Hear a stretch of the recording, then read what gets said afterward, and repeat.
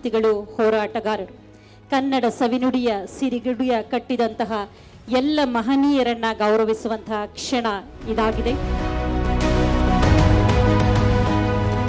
ಕನ್ನಡದಲ್ಲಿ 4500 ಪದಬಂಧಗಳನ್ನು ರಚಿಸುವ ಮೂಲಕ ಭಾರತದಲ್ಲಿಯೇ ಅತ್ಯಂತ ಹೆಚ್ಚು ಪದಬಂಧ ರಚಿಸಿರುವ ಹೆಗ್ಗಳಿಕೆಗೆ ಪಾತ್ರರಾಗಿದ್ದಾರೆ ಅನಾ ಪ್ರಹ್ಲಾದರಾವ್. ಕನ್ನಡ ಪತ್ರಿಕೆಗಳಿಗೆ ಕಳೆದ 40 ವರ್ಷಗಳಿಂದ ಪದಬಂಧ ಬರೆಯುತ್ತಾ ಅವುಗಳಿಗೆ ಸುಮಾರು 15 ಲಕ್ಷ ಸುಳುಹುಗಳನ್ನು ಬರೆದಿದ್ದಾರೆ. ಪದಲೋಕ, ಪದಕ್ರೀಡೆ, ಪದವ್ಯೂಹ, ಪದರಂಗ, ಪದಸಂಪದ, ಪದಜಾಲ ಇತ್ಯಾದಿ ಪುಸ್ತಕಗಳನ್ನು ಹೊರತಂದಿದ್ದಾರೆ. ಅವರ ಎಲ್ಲ ಸಾಧನೆಗಳಿಗೆ 2024ನೇ ಸಾಲಿನ ರಾಜ್ಯೋತ್ಸವ ಪ್ರಶಸ್ತಿಯನ್ನಿತ್ತು ಗೌರವವನ್ನ ಸಲ್ಲಿಸಲಾಗಿದೆ.